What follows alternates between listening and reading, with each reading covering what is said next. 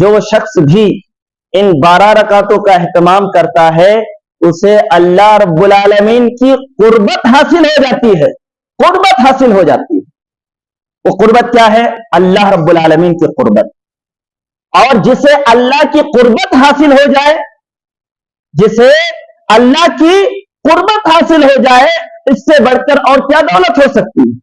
اس سے بڑھ کر اور کیا دولت ہو سکتی ہے کہ اللہ رب العالمین کی قربت حاصل ہو جائے، اللہ رب العالمین کی معیت آپ کو حاصل ہو جائے. تو یقیناً جس شخص کو اللہ کی معیت، اللہ کی قربت حاصل ہو جاتی ہے تو یقیناً وہ اللہ کی حفاظت میں رہتا ہے، وہ اللہ کی نگرانی میں رہتا ہے. حدیث قدسی ہے، اللہ کے رسول صلی اللہ علیہ وسلم نے فرمایا، اللہ رب العالمین ارشاد فرماتا ہے، ما يزال عبدي يتقرب الي بالنوافل حتى احبه فاذا احببته كنت سمعه الذي يسمع به وبصره الذي يبصر به ويده التي يبطش بها ورجله التي يمشي بها ولئن سألني لأعطينه ولئن استعاذني لأعيذنه. طویل حدیث ہے لیکن میں ایک حدیث کا ٹکڑا آپ کے سامنے پیش کیا جو محل شاہد ہے، جس میں اللہ کے رسول صلی اللہ علیہ وسلم نے اللہ کی زبانی فرمایا. کیا فرمایا؟ اللہ رب العالمین ارشاد فرماتا ہے کہ میری قربت بندہ نوافل کے ذریعے حاصل کرتا رہتا ہے. مراد سنت اور نوافل کا اہتمام کرنا. تو میرا بندہ میری قربت سنت اور نوافل کے ذریعے حاصل کرتا رہتا ہے، یہاں تک کہ میں اس سے محبت کرنے لگتا ہوں. اور جب میں اس سے محبت کرنے لگتا ہوں تو کیا کنت سمعہ، تو میں اس کا کان بن جاتا ہوں، الذی یسمع بہ، جس سے وہ سنتا ہے. اور میں اس کی آنکھ بن جاتا ہوں جس سے وہ دیکھتا ہے. اور میں اس کا ہاتھ بن جاتا ہوں جس سے وہ پکڑتا ہے.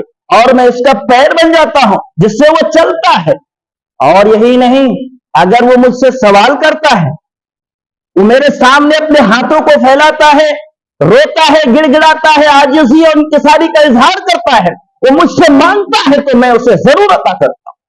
اور یہی نہیں بلکہ اگر وہ میری حفاظت میں، میرے پروٹیکشن میں، میری پناہ میں آنا چاہتا ہے تو میں اسے اپنی پناہ بھی عطا کرتا ہوں.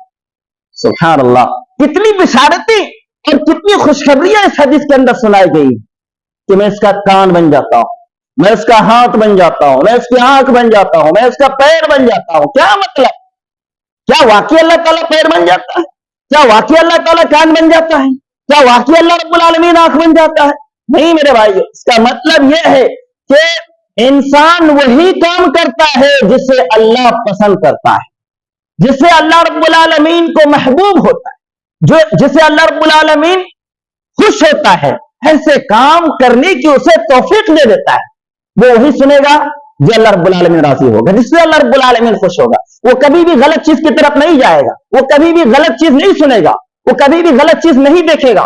اگر کہیں چلنے کی ضرورت پڑ جائے تو وہ ہمیشہ نیک کام، نیک راستے کی طرف ہو جائے گا.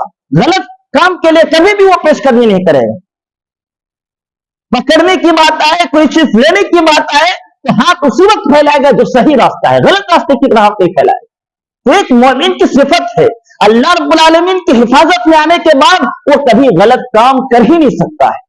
وہ وہی کام کرے گا جو اللہ رب العالمین کو پسند ہے، وہی کام کرے گا جس سے اللہ رب العالمین خوش ہوتا ہے. اگر وہ کبھی غلط کام کی طرف پیش قدمی کرتا بھی ہے تو فوراً رک جاتا ہے. کیوں؟ اسے اللہ رب العالمین کی توفیق شامل حال ہوتی ہے، اسے اللہ رب العالمین کی توفیق ملتی ہے جس کی وجہ سے وہ کبھی بھی غلط کام نہیں کرتا. تو یہ اللہ رب العالمین کی قربت کا فائدہ ہے.